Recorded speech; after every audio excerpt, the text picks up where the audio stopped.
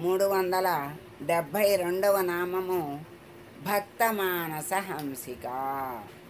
ఓం భక్తమానస హంసికాయే నమః. మానసము అంటే మనస్సు, హంస అంటే హంసిక అంటే మనస్సు. మానస సరోవరము అనేటువంటి మానస అంటే మానస సరోవరం అని, మనస్సు అని రెండు అర్థాలు ఉన్నాయి. హంసిక అంటే హంస.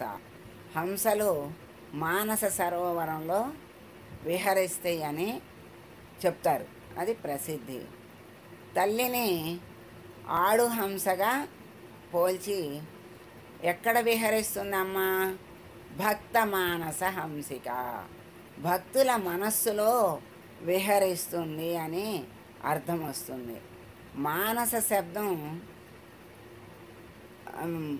మా శ్లేషలో ప్రయోగింపబడింది కనుక భక్తుని మానసమనే మానస సరోవరములో ఉండి హంసి అంటే తల్లి విహరిస్తుంది అనే అర్థం వస్తుంది ఇక్కడ. భక్త మానస హంసిక. మధ్యమ దశలో అక్షరాలు మంత్రజపం చేసుకుంటూ ఉంటాం, అంటే లోపల అక్షరాలు బయటికి రాకుండా జపం చేసుకుంటూ ఉంటాం. మంత్రాధిదేవత అంటే ఆ మంత్రము యొక్క అధిదేవత అక్కడ ఆ మనస్సులో హంసలా విహరిస్తుంది.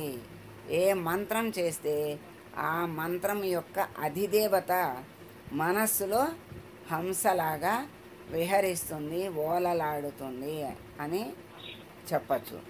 భక్తుడు అంటే సాధకుడు, అంటే మోక్షానికి ముక్తికి స్వామిని ఆ భగవంతుని దగ్గరకు వెళ్ళటానికి మనము భగవంతునికి దూరంగా విషయాల్లో ఉన్నాము, బహిర్ముఖంగా ఉన్నాము. ఆ బహిర్ముఖములో ఉన్నటువంటి మనము అంతర్ముఖమయ్యి సాధన చేసి అంతర్ముఖంగా ఉన్నటువంటి ఆ భగవంతుని ఆత్మని, ఆ చైతన్యాన్ని మనము అందుకోవాలి అంటే భక్తి ద్వారా సాధన చేయాలి. ముందు ఒక రూపాన్ని ఆశ్రయించి ఆ రూపము యొక్క మంత్రాన్ని తీసుకుని ఆ మంత్రాన్ని జపించి ఆ మంత్రాధిదేవతని సంతృప్తిపరచి అప్పుడు ఆ మార్గాన్ని మనకి ఆ అధిదేవత మనకి మార్గాన్ని గురు రూపంలోనూ అలా చూపించి మనకి ఇంకా ముందుకు వెళ్ళేటువంటి మార్గాన్ని, జ్ఞానాన్ని అందింపజేస్తుంది. ఆ జ్ఞానము అందుకున్న తర్వాత ఆ జ్ఞానాన్ని మనము విచారణ ద్వారా బాగా దృఢపరుచుకుని ఆ ఆచరణ ద్వారా అనుసరించి దాన్ని అందుకోవటమే అనుభవము, అదే ప్రజ్ఞానము.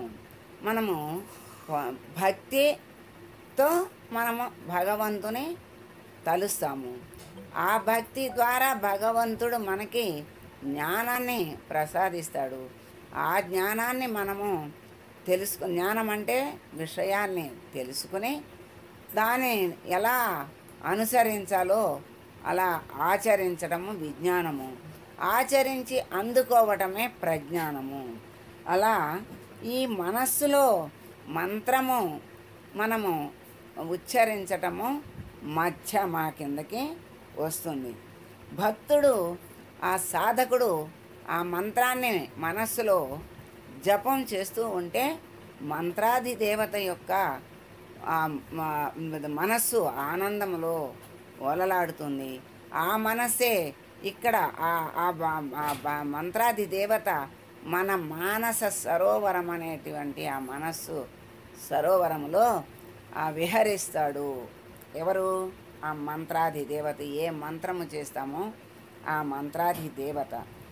మనకి బుద్ధి అంటే ఏంటో తెలియదు, మనస్సు అంటే తెలియదు, మనకు కనపడదు. మరి కనపడలేదని లేవంటామా? లేవంటానికి లేదు. ఎందుకంటే నా మనస్సు అని చెప్తున్నాము, నా బుద్ధి అని చెప్తున్నాము. మళ్ళీ అది అంటే కనపడదంటున్నాము, తెలియదంటున్నాము, తెలుసుకో తెలుసుకుంటున్నాము.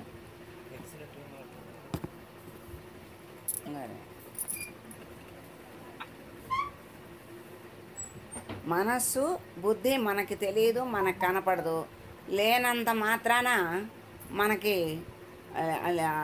లేదని అందామా? కనపడతలేదు కదా, లేదని అనం కదా. నా మనస్సు నా బుద్ధి అంటున్నాము. అలాగే పరబ్రహ్మము పరమాత్మ మనకి భగవంతుడు మనకి కనపడనంత మాత్రాన లేడు అనాల్సిన అవసరము లేదు. ఆ భగవంతుడే లేకపోతే ఈ సృష్టి లేదు, మనమే లేము, ఈ జగత్తే లేదు. అందుకని ఇవన్నీ ఎట్లా వచ్చినాయి, ఎక్కడి నుంచి వచ్చినాయి, ఎక్కడికి వెళ్తున్నాయి, ఎక్కడికి వెళ్ళాలి, మనం ఎక్కడి నుంచి వచ్చాము, ఎక్కడికి వెళ్ళాలి అనేదే విచారణ చేసి తెలుసుకోవాలే కానీ లేదు లేదు అనే మాట అనకూడదు. లేదు అన్నవాడికి లేదు, ఎందుకంటే వాడు ఒప్పుకోడు కదా. మరి వాడిని మూర్ఖుణ్ణి మనము ఒప్పించలేము. మరి నీకు తాతలు ముత్తాతలు ఉన్నారా లేదా అంటే ఉన్నారని, మరి కనపడతలేదు కదా. కనపడకపోయినా ఉన్నారని ఎట్లా అంటున్నావు అంటే మీ తాత నుంచి తండ్రి, తండ్రి నుంచి నువ్వు ఇలా ఉన్నారు కనుక తెలుసు కనుక నువ్వు ఉన్నారు అంటున్నావు, నీకు కనపడకపోయినా. మరి అది అలాగే ఆలోచిస్తే ఆ పరమాత్మ నుంచే మనము వచ్చాము కనుక ఆ పరమాత్మ సృష్టి లేకపోతే మనము లేము అనేది జ్ఞానము మనకు మరి ఎందుకు ఉండట్లేదు? నాస్తికుడు అంటే నా అస్తి అంటే లేదు అనేవాడు నాస్తికుడు. ఆస్తికుడు అంటే అస్తి అంటే ఉన్నది అనేవాడు ఆస్తికుడు. అలాగే మన ముఖము మనకి తెలియదు, మన వీపు మనకి తెలియదు, మన మనస్సు మనకు తెలియదు, మన బుద్ధి మనకి తెలియదు. మన ముఖం చూసుకోవడానికి అద్దం కావాలి, మన వీపు మళ్ళీ ఇంకో అద్దం పెట్టుకుంటే కనపడుతుంది కావాలంటే, లేకపోతే ఇంకొకళ్ళకి కనపడుతుంది తప్పితే మనకి తెలియదు. మరి మనకి ఉన్నటువంటి అవయవాలే మనకి కనపడతలేదే. మనకి కనపడని ఇంద్రియాలు మనస్సు బుద్ధి మనకు కనపడలేదే. మనకు కనపడలేదని మనం ఏమన్నా లేదని అంటున్నామా? అలా అంటలేదు, ఉన్నదనే అంటున్నాము, మనం మాట్లాడుతూనే ఉన్నాము. మరి లేదు అనటం అనేదే అజ్ఞానము. వీటన్నిటికీ చైతన్యాన్ని ఇచ్చిందే ఆ పరబ్రహ్మము. ఆ చైతన్యమే అమ్మ. ఆ రెండిటికి కూడా ఆ చైతన్యాన్ని, మనస్సుకి బుద్ధికి చైతన్యాన్ని ఇచ్చి పని చేయించేది ఎవరు అంటే అమ్మ. మనకి మన మనస్సు బుద్ధే కనపడండి. ఆ మనస్సు బుద్ధిని పని చేయించేటువంటి ఆ చైతన్యం మనకెక్కడ కనపడుతుంది? ఆ కనపడేటువంటి జ్ఞానము మనకెక్కడుంది? సాధన ఎక్కడుంది? అందుకని మనకి కనపట్టలేదు. అందుకని లేదని అనటం అజ్ఞానం. నాకు కనపట్టలేదు, నాకు తెలియదు, నేను అజ్ఞానంలో ఉన్నాను అనుకోవడం ఒక రకమైన జ్ఞానమే. నేను అజ్ఞానంలో ఉన్నాను అని తెలుసుకోవడం కూడా ఒక రకమైన జ్ఞానమే. ఉన్న స్థితిని అంటే నేను అజ్ఞానంలో ఉన్నాను అని తెలిసేది కూడా ఎవరు తెలియజేస్తున్నారు? ఆమె, ఆ తల్లి, ఆ శక్తి, ఆ చైతన్యమే మనకి తెలియజేస్తుంది. మనస్సు ప్రాణము పనిచేస్తుంది. జపం చేస్తున్నావు అంటే మనస్సుతోనూ ఈ శ్వాస మనస్సు పని చేస్తేనే లోపల మధ్యమ జరగటానికి మనకి ఆ జపం జరుగుతుంది. బయటికి రావాలంటే కూడా ఆ ప్రాణముతో ప్రాణనాడి పని చేస్తేనే మనస్సు ప్రాణనాడి కలిసి శబ్దంతో బయటికి వైఖరిగా వస్తుంది.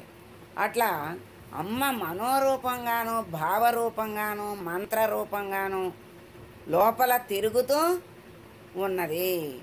మరి కింద మూలాధారం నుంచి అన్ని వాక్కులు అలా పైదాకా వచ్చినాయి అని చెప్తున్నారు కదా.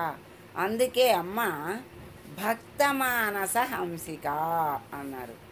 ఇలా ఈ పరా నుండి వైఖరి దాకా భక్తుల హృదయాల్లో అమ్మ భక్తుల మానస సరోవరంలో హంసలాగా విహరిస్తూ ఉంటుంది అమ్మ.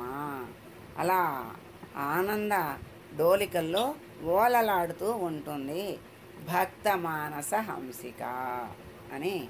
ఆ భక్త మానస హంసిక అయినటువంటి అమ్మని మనలో చక్కగా విహరించేటువంటి ఆ తల్లిని మనము తెలుసుకోవాలని, తెలుసుకునేటువంటి జ్ఞానాన్ని మనకి కలుగ చెయ్యమని అమ్మని ప్రార్థిద్దాము.